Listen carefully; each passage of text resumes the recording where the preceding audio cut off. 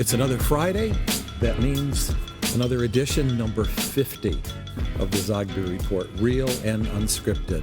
John, Jeremy, and off the tops of our heads, we're going to talk about a few things.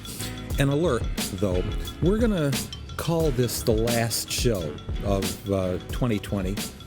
Take a break for the holidays and then come back 2021, which promises to be a substantial and probably exciting year, barring anything unforeseen. If there is a major news outbreak of some sort, then we'll come back and we'll let you know. But meanwhile, hey, how are you? Good, how are you? I'm doing well. Want to just jump right into it? Just jump right into it. Okay. So everybody out there who's listening is probably on our list, or certainly on LinkedIn, or whatever, receives us in some way, shape, or form, and overnight received the latest edition, number 12. Number 12. Of the Intelligentsia, which is the vaccine issue, and that certainly is the biggest news of the day. Many rejoicing over the fact that there are now 2 in circulation and being distributed, a third, waiting for approval, and some hope. But you did a poll, and in the poll you probed more deeply, I think, than anybody else about Americans' attitudes towards this vaccine, and the numbers somewhat consistent, with what other polls are finding, but you really found, some significant differences in the American population. I want to start with the basics, though. You refer to it as the mRNA vaccine, and I think because that's an essential part of understanding both the vaccine and the poll, why don't you just take a minute and explain mRNA? Yeah, so throughout the year we've been hearing very similar messages when the vaccine comes out. Hopefully when the vaccine comes out, if and only when the vaccine comes out, we can return to normal. And as the year progressed, some who were really paying attention started to notice that this is an entirely new vaccine, mRNA, messenger RNA. If I understand correctly, genetically modified RNA, not taken from a fetus or from an animal or anything like that. Obviously, that wouldn't work. But and so this really, when you look into it, is an entirely new vaccine. This has never been introduced to the human population in mass. It's been tested for months, but I wanted to make that distinction because every other poll is just talking about the COVID-19 vaccine. But this is an essential difference. It's the mRNA. So what we did in the survey was we made sure to put that name, mRNA, and give the best shot for both sentiments out there, because there are those who are hailing it, there are those who expect it will be successful and will help us to return to our normal lives, and then there are those who are, there's a combination, there's actually 3 camps. So you have the hopeful, you have the hesitant, and then you have those who are pretty much hell-bent on saying, no, I'm not taking that. And in this hyper-partisan environment, we are conditioned to think it's a Trump thing, it's a Biden thing, it's a Democrat thing, it's a Republican thing. And with this survey that went out just 4 days ago, I'm actually relieved that we didn't ask for party affiliation in the survey or ideology, because the survey didn't require that. And so what that allowed me to do was to really dive into this and see it from different angles that I think are being missed beyond two-dimensional. And so I'll just leave it at that, and we'll probe. All right, so let's get into a few numbers. How many think that it tilts towards much more positive, and how many think that there's real potential for harm taking this new vaccine? So first, I've provided variations of similar questions about the mRNA vaccine. And if we start off with the baseline question, as to it. And I'm sorry because I just wrote the report last night and I can't get the numbers exactly. But, you know, the baseline question, or one of them, is I feel a sense of safety when I hear about it, or I feel worried because I don't think it's ready. And overall, pretty split. Yeah. Right. We're looking at, I think, a plurality who are hopeful and feel safe. I'm going to save you with the numbers. Here are the those who feel safe, 34%. Those who worry that it could cause harm, 36. 36. So, yep. And those who are just simply not sure, 30. Yeah. That's not a ringing endorsement. No, it's not. And it's important to make these distinctions and to also realize, particularly in this case, because we hear the term hesitancy. Oh, that we either hear they're anti-vaxxer or they're vaccine hesitant. Well, by definition, those who are not sure, that can translate to hesitancy, right? And then there are those who outright reject it. So that's the overall. But then we look into key demographics. Yeah. Two different Americas, huh? And of course, not surprising, those older than 65 who are most vulnerable, not just to COVID, but to any infection, flus, common colds that are, just knock you on your rear. They're the most likely to feel hopeful, to feel that it will help us return to normal. And the last bastion of age cohorts that still have a semblance of trust in leadership. Yes.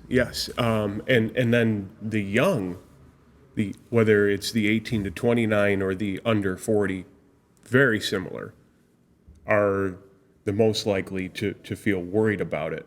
Understandably so, because they're young and healthy. But this is where it gets interesting, because this is where we really make the case that this is beyond partisan. You look at African Americans, you look at Hispanics too, but we're going to focus on African Americans. And African Americans are probably the highest in the hesitancy camp and the refusal camp. And we just have to address the elephant in the room. Our legacy in this country of inhumane experimentation, notably the Tuskegee experiment. The data tells me, it suggests that that's still in the hearts and minds of a considerable portion of the African Americans, because it's about at 40%. And it's 46% who fear the harm of this among 18 to 29-year-olds, which is as opposed to only 25% of my age cohort that fear the harm. So this is amazing. Now, what about the notion that we needed it to be on a fast track? Yes. Versus it's just not ready yet. And the numbers play out. And again, those are capturing exact sentiments. There are those who say, we trust the FDA, we trust the CDC, we trust Pfizer, we trust Moderna and the other companies. They know what they're doing. They're the scientists. They're the experts. They've already tested it for a few months. We want to get back to our lives. This is scary as hell. Just bring it to us the best that you can, as fast as you can, right? Versus those who say, I just don't know. I'm worried. What if it hasn't been fully vetted, because it's the next generation, the newest of its kind? Is this the real trial when it's rolled out en masse? And the numbers play out. Help me out here. Who has the plurality on that one? Those who say that we needed to rush it are 41%. 41%. But those who said that it's just not ready yet, it needs more experimentation and vetting, 37%. So almost a wash. And then, consider the margin of error, plus or minus 3.2%. We're split. But you know what's fascinating to me, because this is another demographic, parents of children under the age of 17 living at home, 46% said it's not ready. Yeah. Those are frontline people. Yes. And this is a theme throughout the other questions as well. And another question you asked, has this been rushed? Are you worried because it's rushed? 41% said that they were worried overall, but it was 49% of parents of teens Yeah. or younger. So, we've been talking about two Americas and two realities, and we've exclusively been focusing on the political aspect of that. But here we are where there's two different realities, and you can slice this many different ways. But what you just mentioned, the over 65, now remember this, right? And I know this from you and your generation and those who are, your contemporaries that... You mean my ilk? Your ilk. Okay. Well, you remember the polio epidemic, right? Of course. And I'm going to talk so about that. That's why those older than 65 are more likely to be trusting. But so what's up with the parents of children under 17? Is it that they haven't been scared? Not at all. Remember, Health and Human Services, the Department of HHS, did a study back in 2013 or 14 and concluded that 54% of children have chronic conditions. That is autoimmune, the food allergies. So these are the parents, like you say, with on the front line. They're the ones with the kids who have the peanut, the soy, the tree nut, various kinds of food allergies, autoimmune diseases. Many or some, I don't know the number, are convinced that whether it was, autism or something else, that the onslaught of that was influenced by some kind of chemical or maybe even a vaccine. And so you put it all together and you've got the 65 plus who remember polio, but the parents of those with children under 17 who say, well, with a new vaccine, my kid's very sensitive. I mean, if I give him peanut butter, he could die. What would happen with this? That's what's going on here. And so my question is, well, what does the CDC do? What does the FDA do? What does Pfizer do? What does the federal government do? What do the state governments do about this? So I have a question, along those lines that complicates matters. Just so a baby boomer and an anti-war and civil rights demonstrator. And I remember how difficult it was for us in the late 60s in particular to understand our parents, the greatest generation, World War II.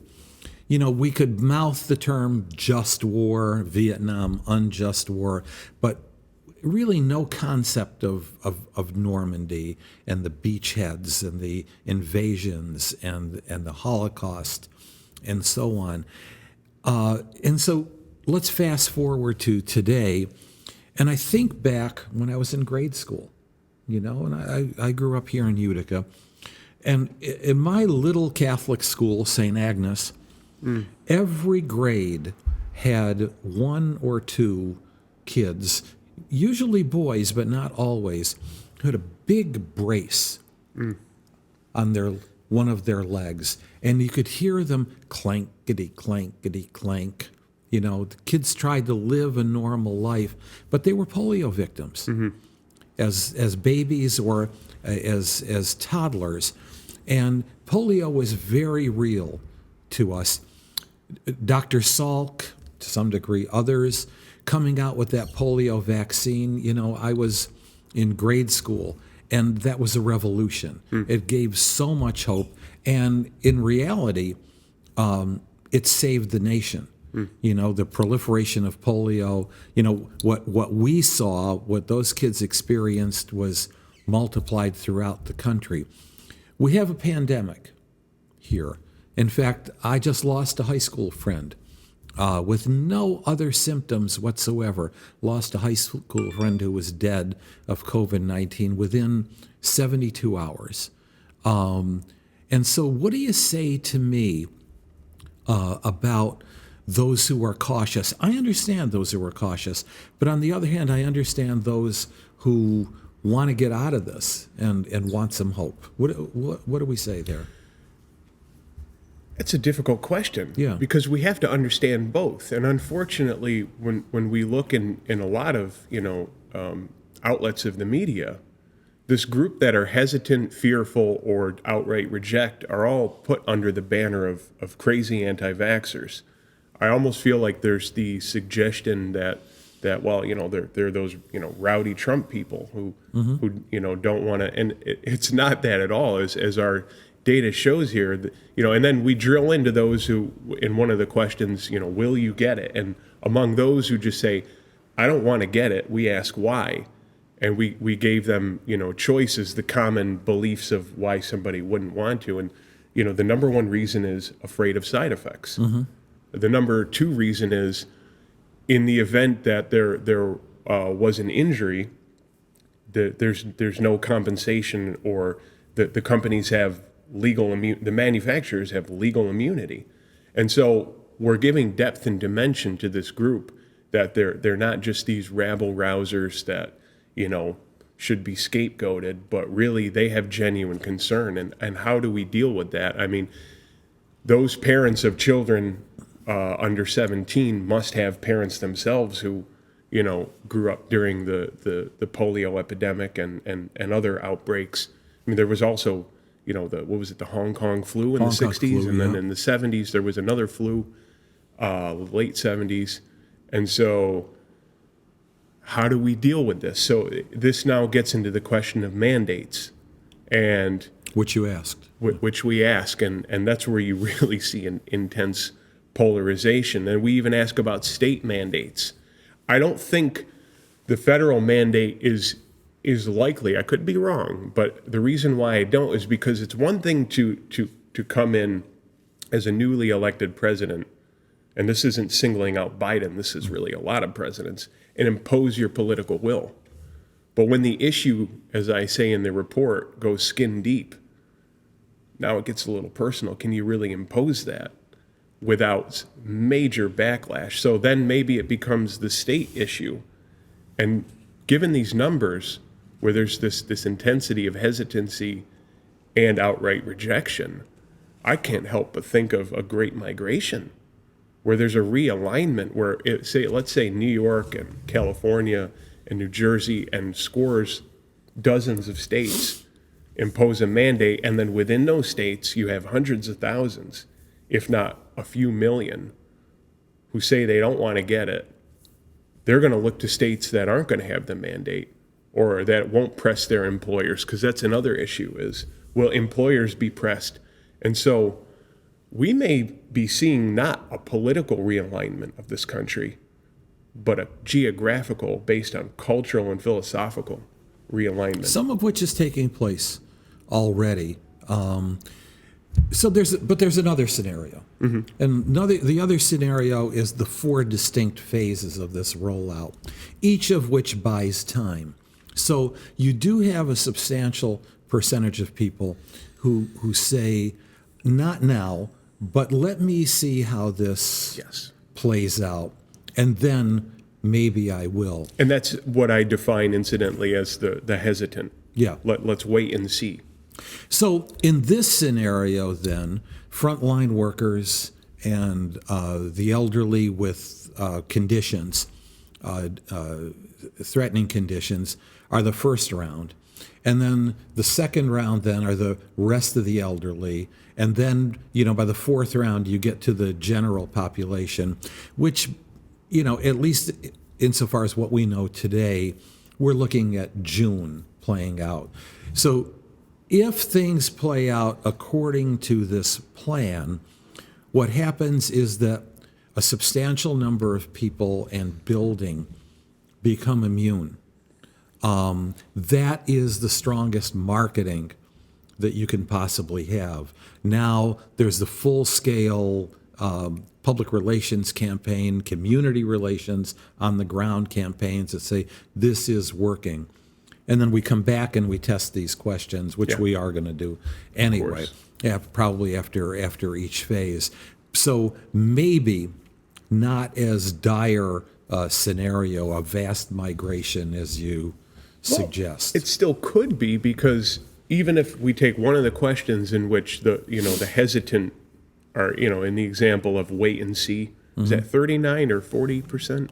I want to wait and see. You keep talking while I dig here. I'm doing this the old-fashioned way here. It's here somewhere. It's in the 30s. Well, we'll just roll with that. It's obviously conceivable that half or 2/3 of them can be brought over into the camp of I'm ready to get it now. Okay. But the leftover, let's assume, a third of those combined with those who say that they're not, we're still looking at a third of the population. And that translates to, if my understanding of the most recent numbers are just looking at adults, 209 million adults in this country, right? So a third of that is scores of millions of people. And so that's why, these are really interesting times. Will Cuomo mandate it? It's in the New York State Assembly right now. It says, I read the bill yesterday that people who attempt to opt out of it will have to seek a medical exemption, which my understanding is that might be difficult to get. So, I mean, like you've already said, we've already got lots of people leaving the state of New York. That could just be another push, the final nail in the coffin for a segment of people who are just like, I don't know what my future is here. And so now what happens to the tax base? Cuomo could be shooting himself in the foot. Another way of looking at it, however, same facts on the ground, is that this exodus from New York, L.A., San Francisco, Chicago, Miami, even, already began. In many ways, what the pandemic has done is accelerated trends that were already there. But for New York, the consequences are dire.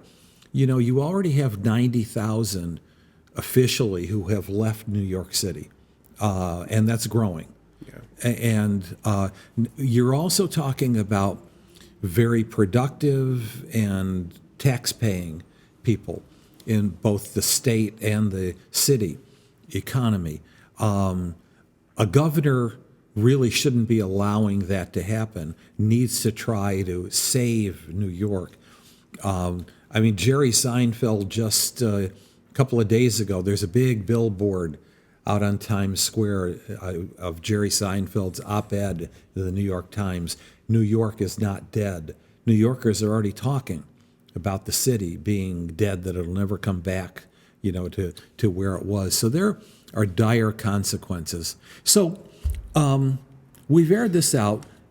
I want to see more of this. Where will I find it? You can go to www.johnzogbystrategies.com, and in the buttons on the top, you'll see Intelligentsia. And there are all 12 issues there ready to be downloaded for free. This one's up at the top. Read it, share it, comment about it. In my view, and I've been following a lot of different polling firms that have been tracking this, especially Axios, Ipsos. I think they're maybe at the forefront. Gallup, too. This is by far the most comprehensive. This really dives into the issues. There's a lot more that we haven't discussed. So take a look at it. And now is the time, because things are slowing down. Yep. Okay, I'm going to end by reminding people that we're going to take a holiday break. Yes. And that when the vaccine becomes available, I will take the vaccine. Yeah. All right. Are you hesitant? I want to see. I want to wait and see. Fair enough. Okay. All right. Another good week. Thanks. Take care. You too.